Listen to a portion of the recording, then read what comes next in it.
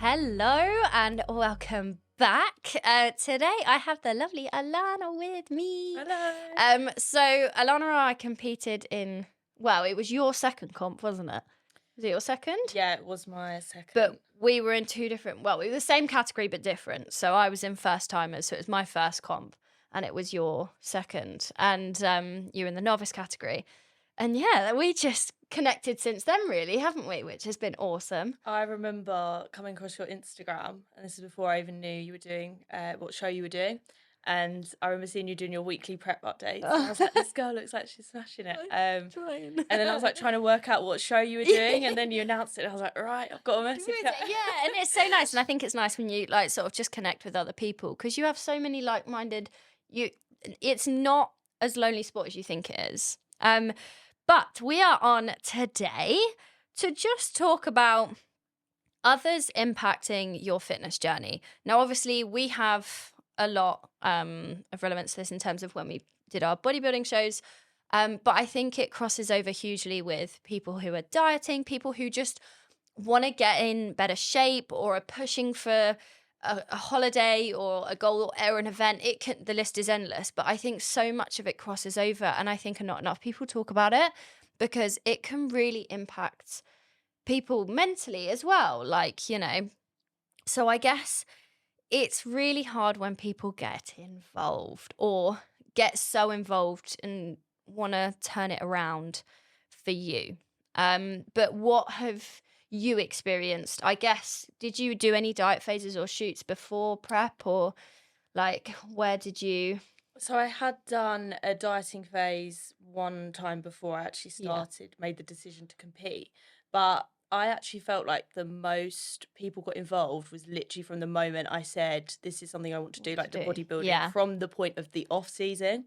I think the moment you say bodybuilding to people, even if you're not competing, people are like, oh, because they think of like Arnold. And it's got, that is the image that people, it's that like old school sort of perception of it. And I think then people start toying around with what their thoughts are on it quite quickly. Yeah, so when I first told my friends that I was going to compete, and this was, I made the decision April 2022. Yeah. So basically nearly a whole year away from actually entering the first dieting phase. And the first reaction was, you're not actually going to do it. People were in denial for a long time. They were like, she's not actually going to do this. Like, she loves the gym, but she's not actually going to take this to that sort of level. And I think that happened from the offset. Yeah, from the offset. And I think there was a lot of stigma around the fact that I was going to get huge and I was going to come so bulky, even though obviously my training was literally the same. It's no different, tweaks intensity, certain areas to work on. And so I think, there was just this element of them thinking like, I'm literally just going to become huge. I was going to start taking steroids. And I think obviously after a while, a few months in, my friends then started to be like, okay, like she's actually serious about this. So then they became supportive. And it's them understanding it. I think for your close friends and family, it's giving them the knowledge and understanding of the process of what you're doing, because obviously they only think of it as one way. Like it even you learn as you go as well, even doing it, I find. But it's the misunderstanding of the sport that I think impacts it heavily. People think, like in off season, I've had people say to me, oh, don't get too massive. Trust me, when I get on stage next year, I will barely look any different. I hope I do. But do you know what I mean? Like, I'm not going to get just suddenly like huge. You're there like, I want to get massive. Get huge. Yeah, if only that could happen. And I think, so I did obviously 3 shoots each year prior to the stage. And it took me till my stage prep, so in my 4th year, for people to stop saying anything, because they kind of understood what I was doing. First year, everyone was like, what's going on? You're just getting like skinny. But I hate that word so much. And it's complicated. Like, I didn't really know what was going on. Like in my first, I had macros. It was very different setup. But the whole time, oh, why are you doing that? can you not just have this? Can you not just do that? One day won't hurt. I think all of these comments are really like tough to take on board unless you've got that mindset to go, no, I am doing it. This is what I'm doing. No, I don't want that. Yes, I can go to an event without drinking or whatever, and all of those things. Did you find that you had quite a bit of that, or was it like, were your close friends and family pretty understanding compared to like anyone on the outskirts of that, I guess? I would say my family were very understanding from the get-go. It wasn't until the very end of the competition prep where obviously things, you start to suffer essentially, and obviously you're more tired, and I think at that point that was when the family were kind of like, what's happening to her? But up until then they were very understanding the process. But I think what friends failed to understand is that like, I'm choosing to do this, I'm enjoying this, like just because you may not enjoy waking up and being regimented with, I've got to get the steps in, I've got to hit my macros, hit my protein count, just because that's not for you doesn't mean that's not something that I can enjoy. And I think that was the part that I found really hard to get across to them, that this was like an enjoyable process. A choice. Sometimes I question the choice. Me and Alana would have many days at like 5 a.m. We'd both be on the Stairmaster. Alana lives about an hour and a half away from where I am, but we'd both still be on the stairs, so we'd always connect. But it can look really weird from the outset. But like I said, bodybuilding's a choice. Choosing to push for your goals is a choice. You can do it, but I think ultimately a lot of people comment on others' journeys when they're jealous, really. Like if they're jealous of whether that be the mindset, whether that be the consistency. I had so many people, oh, like, it's easy for you, I wish I could do that. And I'm like, don't say that. Like this is not easy. 15,000 steps a day, like an hour plus of cardio and training and life as normal, meal prepping or whatever. Yes, that is hard. Like it's not necessarily easy just because sort of you work in the gym, and in fact it's probably the opposite.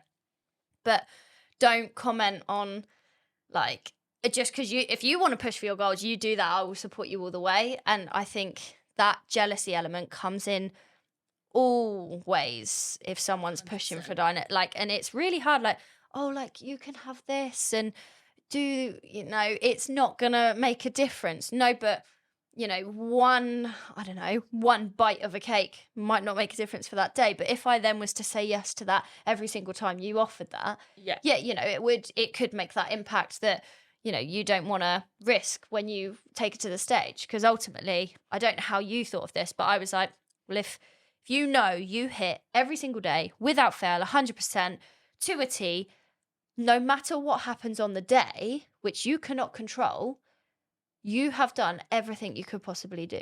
Yeah. So if you take that tiny moment away through that process and something happens at the end, you're going to question that. That's how I thought of it. I don't know how you did. Yeah, so I was very much the same. It was like I wanted to give it my absolute all, and I never wanted to get to the end and look back and have any regrets and say, oh, you know what, even though maybe that one day wouldn't have made a difference to the actual outcome, I just didn't want to sit with that feeling of like, what if if I had done this on this day or this on this day, like what if that had actually changed the outcome or the end result? I just wanted to do myself proud, like 100%.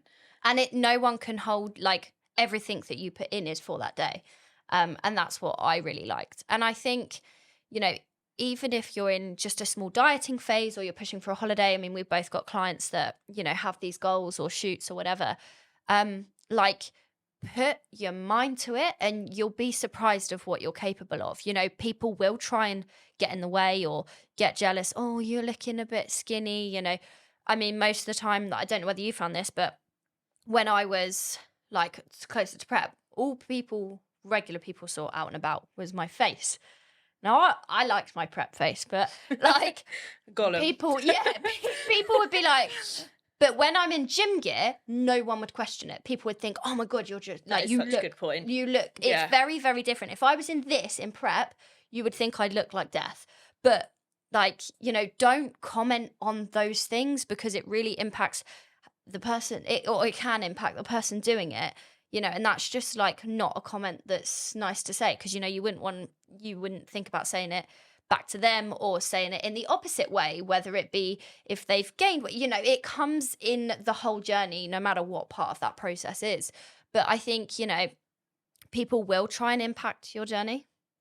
I think always. 100%. I think a big one, just going back to the jealousy comment, was like people were almost waiting for me to suffer and fail, for me to comment on it, and then they would jump on it. And it's like that one, that moment where I said, oh, like I'm feeling like this is a tough day, or I'm a bit more tired today, or I'm struggling a bit more today. And suddenly it's like, oh, do you regret doing it? Or, suddenly like, oh, I bet you can't wait for it to be over. And it was like almost waiting for that opportunity to then just jump in and say, like, and thrive, like almost like love the fact that I'm like now struggling, and that it's kind of like, oh well, it makes them feel better, like, oh, if she's now struggling, like doesn't make me feel so bad that I don't feel like I can do something like this.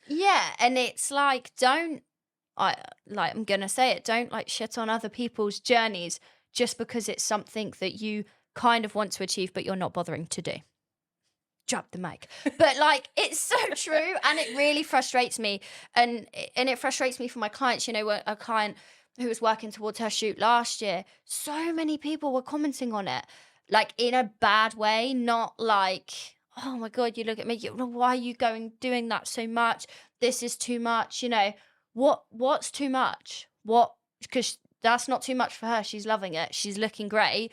And, your coach is in good hands of the safety of it. We obviously have to take that into account because, to the back end of it, there was a point where my mum was like, these moods, like my patience levels went by the last of it. And, my mum aired to my coach, what's going on. And obviously then my coach sat down, explained things.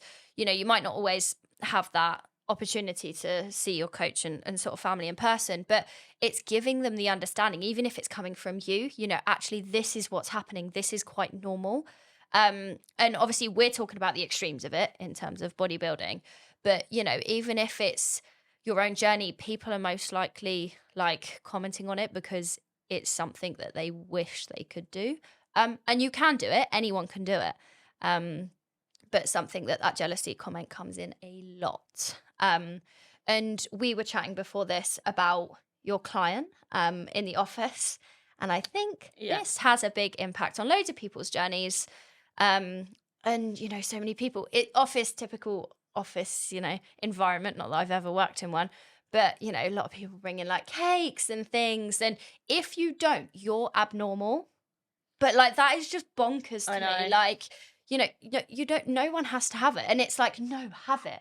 Because they want to feel better because they're having it. Yeah, it's the same when it comes to if alcohol. You want it, have it. Yeah. It's very much like that's almost like the healthy thing to do is the going out and getting drunk and having lots of alcohol. And it's like when if you decided to give up alcohol for a bit, you're the one that's weird. It's it's bizarre. But going back to my client who's she's doing really well on her journey, but to begin with, she really struggled because she obviously started meal prepping and taking in her food to work, and it was still good food.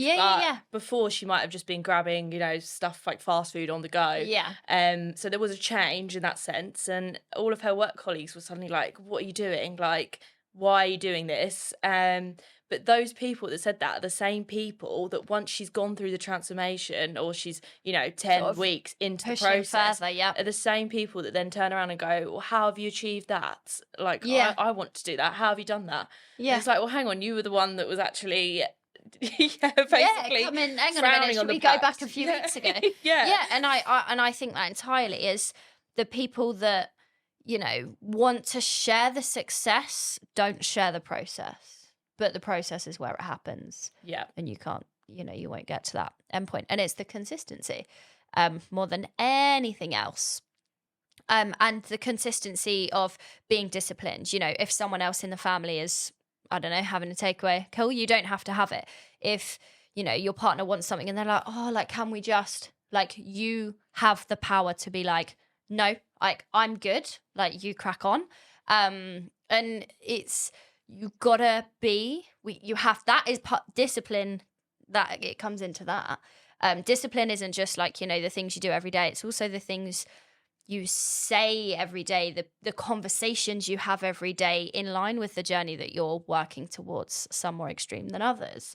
And again, it's constant education. You know, for me and my family, I had to be like, this is temporary. Like, give me this amount of time, leave me be. I will still be here. But I'll see you on the other side. Like, you know, I don't need a takeaway now. Like, it's not going anywhere. And I saw a really good post, which I think would be great to sort of summarize these topics that we've spoken about so far. Just on what not to say to people, and just the thoughts on that. So obviously we'll have quite a lot of reference to this. So obviously if you have had any of these, and number one is, you look so much smaller.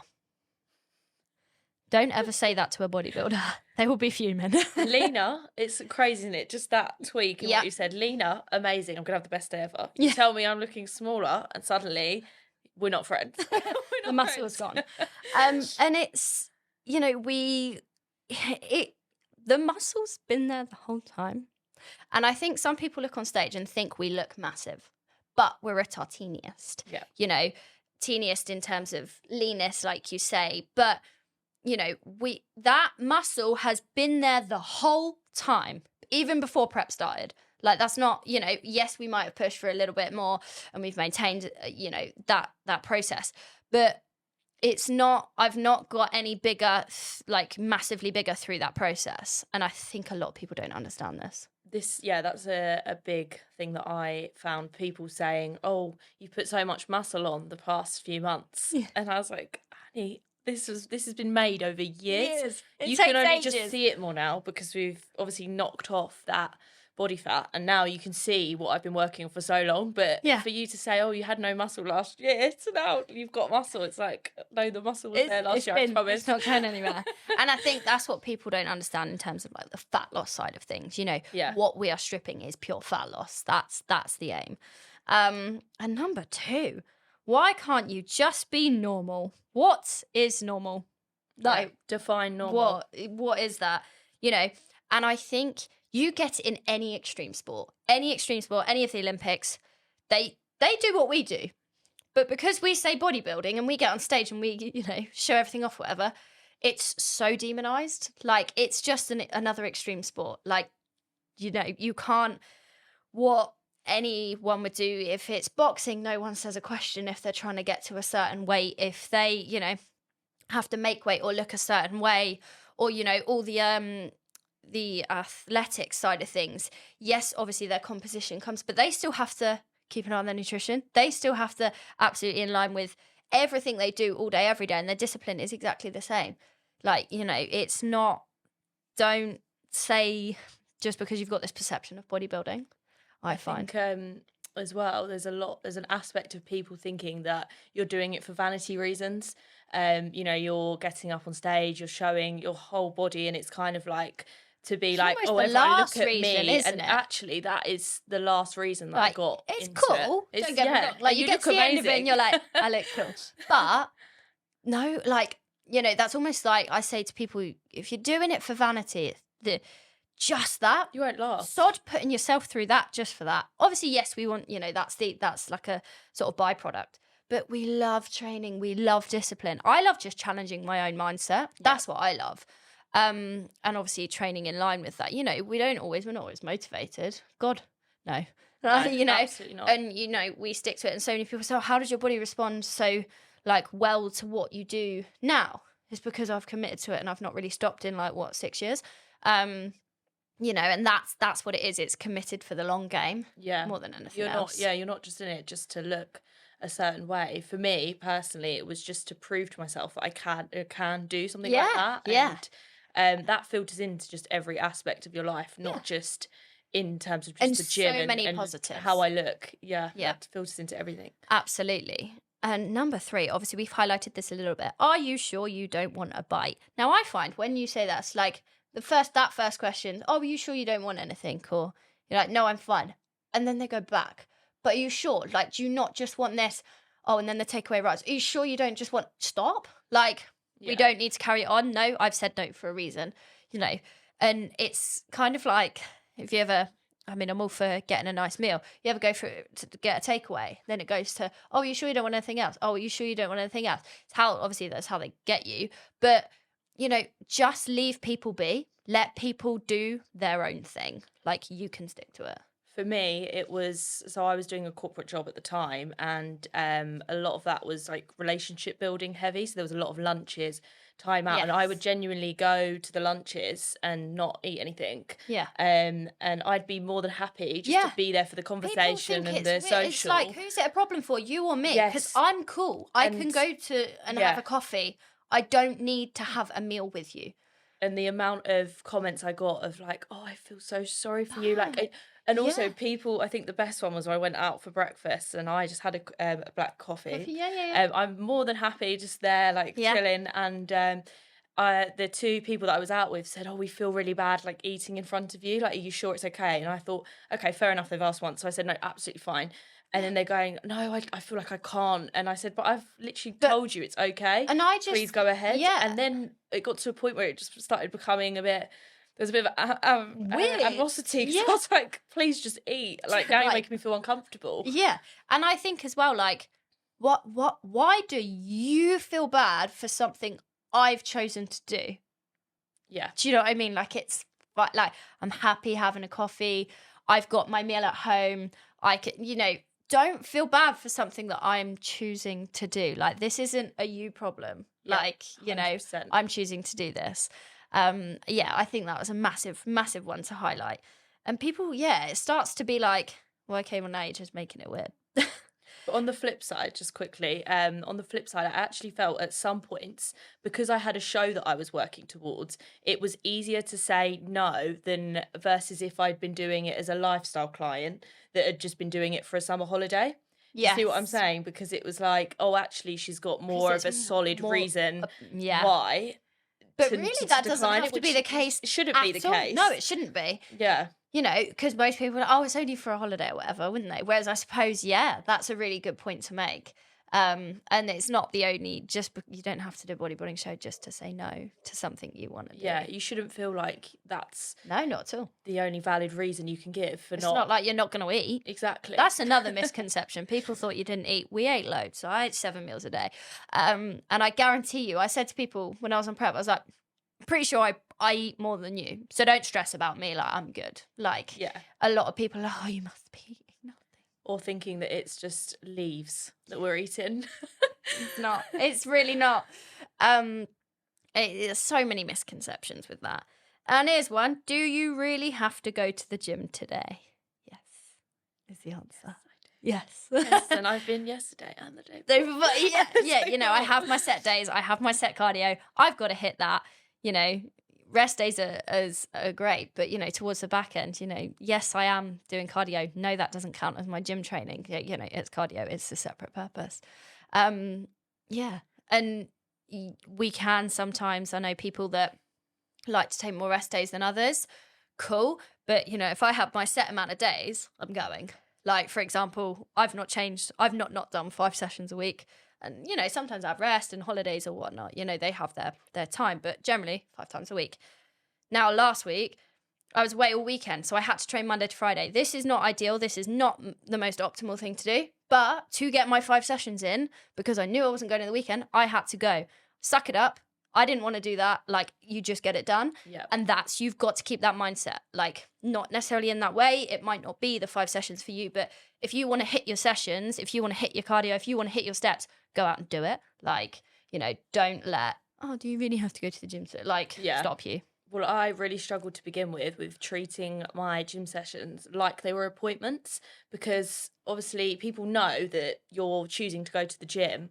So it's not like you can say, oh, I've got to work at that time. So when you say, oh, actually, I'm going to the gym at that time, they then go, well, can you not just move it? Or can you not just go another day? And I think it was, for me, just getting... You have to allocate it in the same way. Yeah, just like becoming firmer with actually, no, that is technically one of my appointments. I have to do that. It's a non-negotiable. Please understand that I might be later to the social because I have got to go and do my cardio beforehand. Yeah, I've got to fit in what I need to fit in. Yeah. And if it was an appointment, no one would bat an eyelid. Exactly. And it is essentially the same thing because you're bettering you. you must be hungry eating just that. Kind of what we said earlier. But, you know, there is a little bit of hunger. I mean, I didn't really feel much hunger most of prep, but, you know, cravings are there. So, you know, don't comment on people's eating habits or not. Like, you know, if they're with the right coach, they should, you know, we will be doing it under the best guidance possible to make it the most healthy possible, because obviously to the back end it's not that healthy. So in terms of the sustainability of it, but it's not an unhealthy process. Like, the processes that we put in place are in there for a reason. What else have we got? You deserve to win because you work so hard. Hard work is the standard, is what this post says, which I think is insane. And so many people are like, oh, you're going to win. Like, you don't know that. You don't know who the hell is there on the day. And a lot of people don't understand that. Like, you have no control over that. I think as well, like, you're probably the only bodybuilder in your friendship group. You might not be, but as in terms of your home school friends. Yeah. And same for me. So they've only seen you and what you've done, and to them they think that's absolutely insane, the work that you've put in. Like, surely there's no one else out there that's doing this, or working but the you'd same. be surprised. And it's just so important to remember it's such a subjective sport. So you know, it's about who's there on the day, what that specific judge thinks. So yeah, saying and that so to many someone, protocols. it's great, because it's like, on the one hand you think it should be a compliment, like, oh yeah, they think I look great and they think I'll do really well, but then you're kind of, there's that thing in your head like, oh no, don't say that, because what if it doesn't And it's, you know, and the same as any sport. If you're, you know, I don't know, running in athletics, oh, you're so good, you're going to win. Well, you don't know, because you don't know what the other athletes are doing. It's the same principle. Like, you have no idea who's there on the day and the things that they've put in place and what they're doing. And, you know, it is purely on the day who the judges pick, and who has the criteria that they want you to hit, essentially. And whoever hits the most, that's essentially who wins. Wow, I would be miserable if I had to eat that every day. Oh. I had this a lot. You know, it's you do eat the same things, but that's because it's easy. Like, it's an easier way. Like, you don't have to think. I know I need to hit this, so I hit it. Food becomes, it's a purpose, the things you do. Yes, we enjoy food, and, you know, most of us are foodies anyway, but prep has a purpose. You know, if this means I hit my goal and it's a boring meal, cool.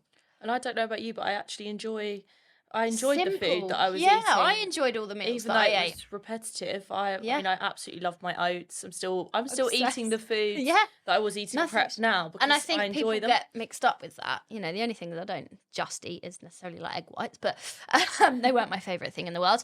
But, you know, it's we're not miserable because we're choosing to do it. Like, we love it. And it's getting us the results that we know we want to push for and get for the stage, and that's why we love it as well. And that's the overarching goal. So it's like, we will do what needs to be done. Yeah, of course I'm not miserable. But I had an ongoing joke when I went into the office with my meal prep containers. It was like, oh, what have you got for lunch today? Let me guess, chicken and rice. And it just, every single day I'd get the same joke made. And it was just like, yes, we're here again. Yes, it's chicken and rice. And yes, the joke is still not funny. We did sometimes joke of in the gym of the fish and a rice cake guy. Ultimately, we just need some carbs and protein. Like, you know, that's the go-to. What it's about.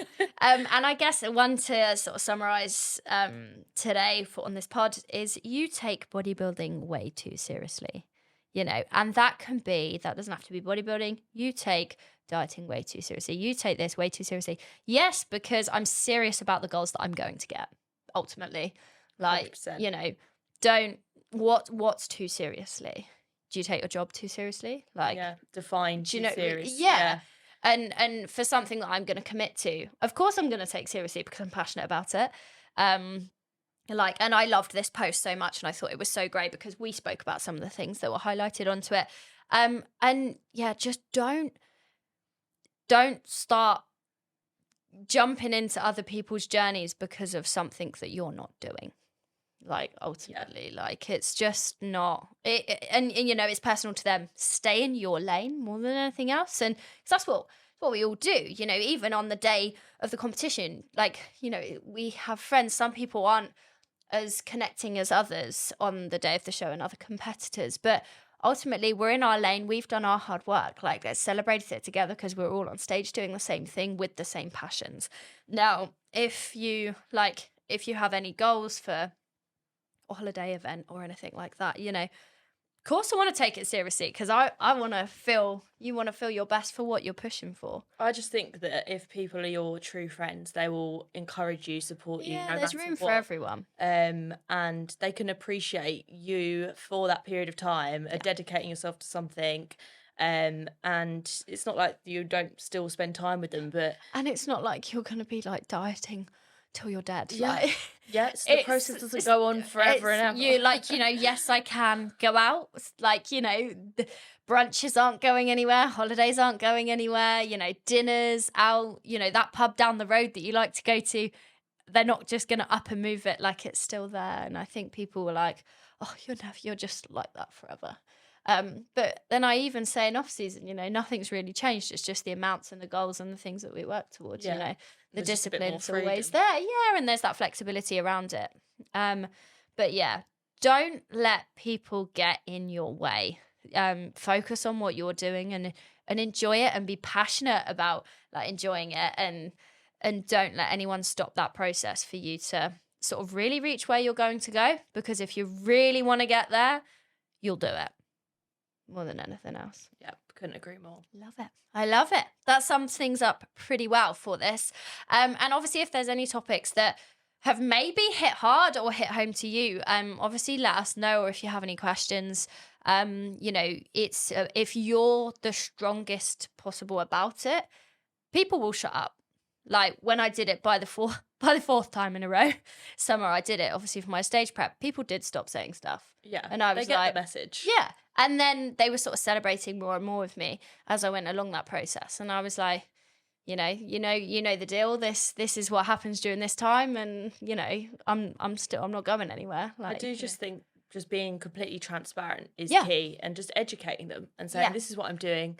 This is what it looks like. This is where I want to get to. This is why it's important to me. And it's once a short time frame. Explained all of Go that. for it. There's literally no room for people to comment on it because they fully understand. And it's quite why fascinating when you say that, when you back something up, and then they're like, I don't know what to say now. Yeah, like, I'm stunned for words. Yeah. But believe in yourself with it along. And, you know, like you say, if you're completely you and transparent, then no one really can say anything back. But thank you so much for joining me. Obviously, we are going to have you on the next pod as well, discussing a little bit more in so many other ways. But yeah, thank you for joining, and hopefully we'll see you on the next one. Thank you for having me.